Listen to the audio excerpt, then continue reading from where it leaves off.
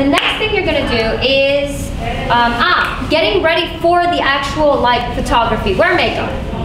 We covered this a little bit. Yeah, we covered this in several other panels over and over and over. But in photography, the way the light, especially if you're using the flash directly off of your camera, like and I'm going to use a sky pirate for this later on, but this right here is a flash integrated into my camera. If I were to take a picture right now, why are you? Oh, it's like, I don't understand, I can't see anything. Okay, so if we were to take a picture, the light comes straight out of here. Epic cameras like his, you just want to like hold it up so people can see, have like the glorious, auto, super crazy, super awesome, power, amazing, sky pirate-ish lens thing that comes with the hot shoe thing that is the light. Anyway, It's also remote flash. Let's wire this up. Hang on just a second. just so you can see it. Comparison. The white thing that he has at the top is called a diffuser. And that helps like stabilize light and all that. It also helps the light like bounce off evenly off of things. And the reason why this is important is every person in the world secretes crappy, nasty oil from their face. It's quite delicious. It's a fact of life. A fact of life. Now, what the light of the camera is going to do, it's going to bounce off your face, reflect off, and go into the lens. And that right there is the magic of photography. But what if it bounces off of something that is a little bit more reflective than, say, like normal clothing or normal skin? It's in fact going to bounce off of the oils on your face. And that's what creates those like weird glare. Like, have you ever taken a picture of somebody and you're like, damn, my face is oily. How was it so oily? Like, I didn't understand why my face was so oily. It's not that it really was. It's just that the light of the camera, especially the integrated ones, the harsh ones, are going to capture all that oil because the light is bouncing off of it like a reflective mirror and shining back into the lens. So what you can do is just a little bit of powder gets rid of all of that. Just a little bit of powder. Carry around like a little compact, and if somebody's like, hey, can I take your picture? I mean, you don't have to do this like every photo, but like every hour or every 2 hours, just quickly powder your face so that you're always like oil free, so that when people take your picture, that light doesn't bounce off and you don't look like you have some nasty glare. It looks like, you know, like your personal hobby is to rub pizza all over your face. Like, oh, you're gonna take my picture? Hold on, let me get my slice of pizza. That gave me some bad mental. But I'm gonna just let that sink into your minds. Thanks. Okay, so please wear makeup. Foundation is also good because what that does is it evens out the skin tone color of your face. Like sometimes pictures. Okay, this is what it's Okay, so I'm gonna show you some pictures now that relate to what we're talking about. Cosplay photography.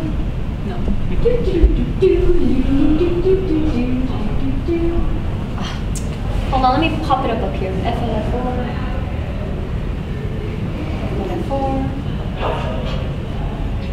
There we go. Okay, now I can see down here. Okay, makeup. Okay, so this was a really good outfit. Okay, but it looks like she's sunburned. Great outfit. Her skin was fine. There's nothing wrong with her skin. The problem is the lighting. The lighting of wherever the heck we were made her skin glow a like sunburnt red. This can be fixed in Photoshop, but not everybody has Photoshop. So what you want to do to try and prevent this from the average photographer that takes your picture and just uploads directly to the internet, you want to try and make it so that your photographs are going to be great always regardless of who the photographer is. The way you would fix something like this is just previously put a little bit of foundation. And what that does with the powder along with it to set it is that it makes it to where almost any type of lighting, it'll correct it enough to where you'll look decent. Just a little bit of foundation would have made her like skin look peachy again, you know? Another one is, oops, what did I do? This one right here. Actually, let me tell you. Okay, this one right here. Great outfit. And she did the makeup. The makeup was spectacular. She wanted her face, you know, all J-Rock white and everything like that. It was great. But then she kind of forgot the rest of herself. And whenever you take the photograph, it doesn't, like, it's weird. Has anybody ever been to high school and you see those girls that like put on the loads of makeup on their face, but they like stop right at the jawline? So it looks like their face is one color, but their neck is another color? Same concept. if you're gonna put any type of makeup on, you want to put it in all the parts of your body that are exposed, even if it's at least just powder to match, so that you don't get this type of effect where it's like all of a sudden, you know, you're ghost over here and you're like lovely peachy color over here. So so just keep that in mind if you are going to do anything like makeup wise. All right, and then I labeled something up here, oh no's, but I don't know. Oh, dynamic pictures. This is what we mean by angle. Like try to distort your angle to where it looks like you know, something epic is about to happen. That's what we mean by like different types of angles. I mean, come on, it's Hito Yui, like I mean, come on. I got attacked by dog. No wonder I called this oh no's. Okay, here's one of Zappa. Now, this, again, dynamic photo where Zappa is like, you know, the character is actually all bent up and contorted and everything like that. And in the game, the character runs around with a giant razor blade. Like, he holds it with his mouth. Like a giant razor sword thing. Yeah, it's a razor blade sword. It's awesome. What was done is somebody over here is holding it. Like this. They're holding it Just out of the shot. just out of the shot, so it looks like he's actually holding it in his mouth. Oh yeah, your Big King does that all the time. Oh, yeah. If you ever end up at a con where EBK is, always do that. if you've got a prop that can either be thrown or like we did Kurama's Rose Whip, he was holding the Rose Whip just out of his own. He was holding it, and my friend who was Kurama was holding the other end, so it looked like she was whipping the camera. So try, like we were saying, use the props that the characters have and put them in dynamic poses. And I was hoping Zappa would be here so I could just be like, look at Zappa, he's awesome. He wandered off. Lighting, okay. Lighting is a big, well, nah. That's more about cosplay related.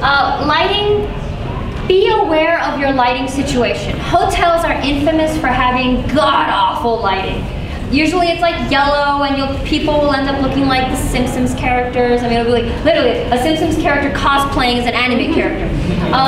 It makes everything like yellow. And again, Photoshop can fix it, but most people don't have Photoshop. So you want to make it so that if you are a photographer, make it as easy on yourself as possible. The best lighting is natural light. Take them outside if possible. But even if you are going to take them outside, be aware of the time of day. Because where the sun is going to cast reflections in different areas of the face and all that other stuff. It's going to change how the character looks. Think of it like this. Has anybody ever done the thing where you hold a flashlight under your face and it gives you like that creepy look? If you do it over your face like this, it makes your face look like an old woman. Like a raggedy old woman. If you do it from the side like this, it makes you look like a circa 1920s type black and white film noir. I mean, the way the light is positioned is going to change the overall look and feel of your photograph. So just play around with that. As a new photographer, play with the lighting. Lighting is so amazing. The one thing that I can tell you is usually lighting is going to be done at like a 3/4. 3/4 is like a magical number. What that does is it gives you a little bit of shadow, but not like so much. A little bit towards you. If you can have backlighting, lighting from the back, because it silhouettes the person. It makes them look more 3D and pop out of the image. But we'll get to that in a second. So lighting, play around with lighting a lot. And I'm going to show you some, oh, you're all Photoshop. I'll just go to the low res. Okay, so here I'm just going to show you some like, Bright sunshine. Yeah. Okay, so this is like super ultra crazy shiny. Oh my god, the sun. Whoa!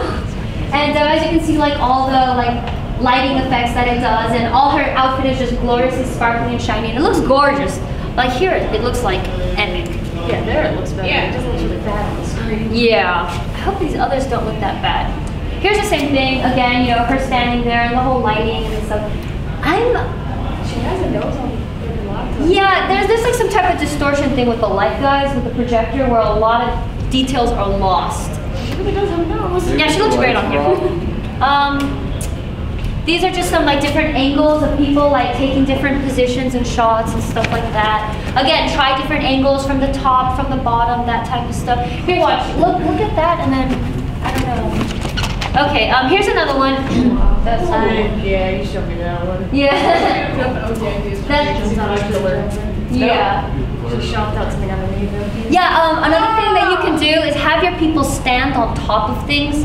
like tables, chairs, that type of thing. And then using Photoshop, you can later remove that. And so suddenly it looks like, you know, Sid is jumping through the air, about to swing his mop at somebody.